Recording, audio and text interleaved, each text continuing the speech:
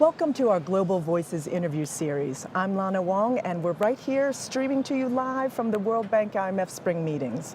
We've had a busy day full of fascinating conversations this week, and today I'm thrilled to have Keiko Honda with us, who heads the Multilateral Investment Guarantee Agency, otherwise known as MIGA.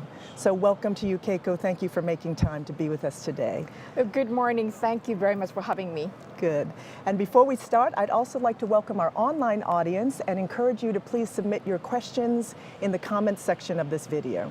So let's dive in, Keiko. Can you just start by telling our audience why it's important to guarantee investments to end poverty? It's a very good question. Let me start by introducing what we do in MIGA.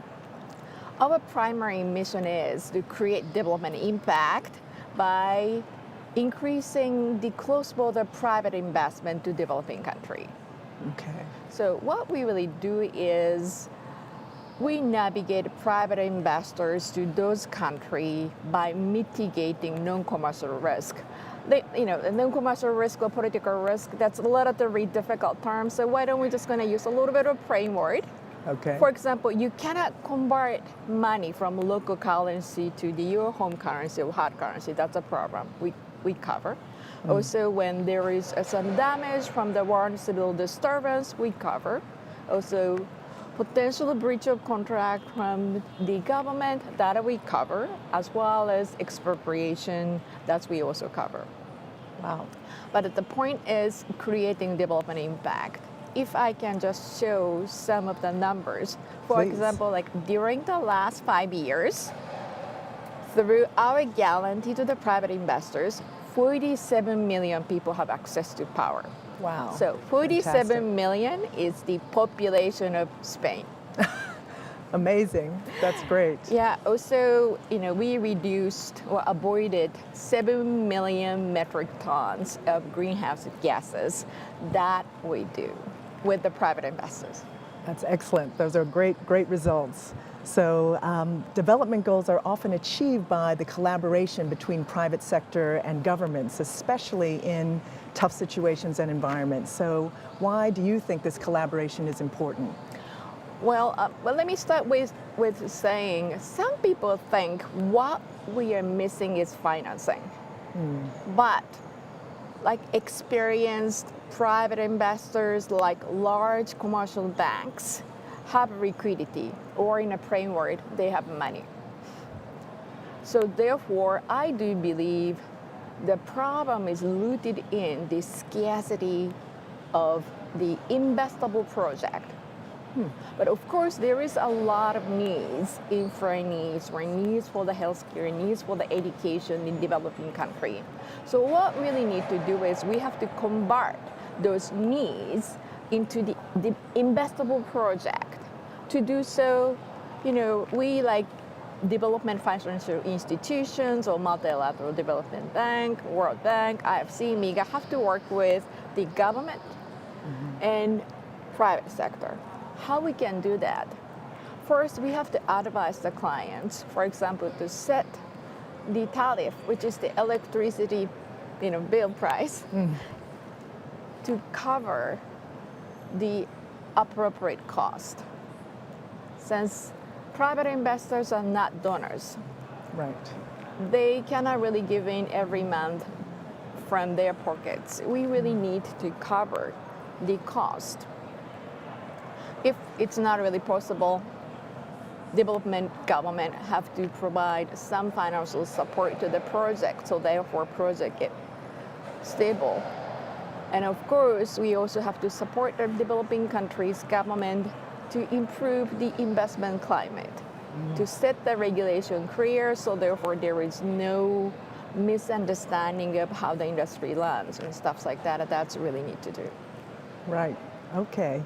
And so the World Bank Group is focusing a lot of its efforts in fragile and conflict situations. So why do you think private investment is especially important in these difficult situations? Right. That's also, again, a great question. Fragile conflicted states needs infrastructure, jobs, and obviously beyond. But government after at the fragile conflicted states often do not have enough money. And also the ODA money from the governments or multilateral organizations like us also limited. Let me give a very good statistics. Foreign direct investment to developing countries is about 3.3 times of ODA. On top of it, private investors often have a very good solution. For example, mobile phone. You don't really expect mobile phone company to be operated by the public sector anymore. So private has a lot of solutions, a lot of technological advancement. We should really leverage that.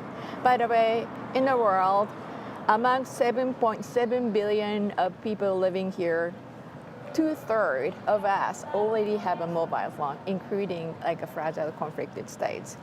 Those are the private solutions are more effective. Yes, indeed. And so can you tell us about a successful transformational MIGA project in a fragile or conflict situation and what went into it to make it a success? Well, thank you. We had events during the spring meetings to highlight the bringing private investor into Afghanistan to make the laser processing factory. Afghanistan used to be known as one of the best place to produce the dry resins, but after the multiple years of distractions, they lost the market share. However, I understand that that's one of the best places to grow the grapes as well as make the resin. So we helped British investor going in there, not only buying the raisins, but also kind of processing in a very clean and appropriate way, so therefore they can export to Europe and beyond. Fantastic, great. Well, thank you so much for telling us more about MIGA and the important work that you're doing, and I appreciate you making the time to be here, Keiko. Reina, thank you very much for having me tonight. Sure. And thank you also to our online audience for joining us today. Keep your eyes on this space. We'll have a full slate of more interesting conversations, and I hope you can join us. Don't forget to add your voice to the conversation using the hashtag WBG Meetings. I'm Lana Wong, and I hope to see you online soon.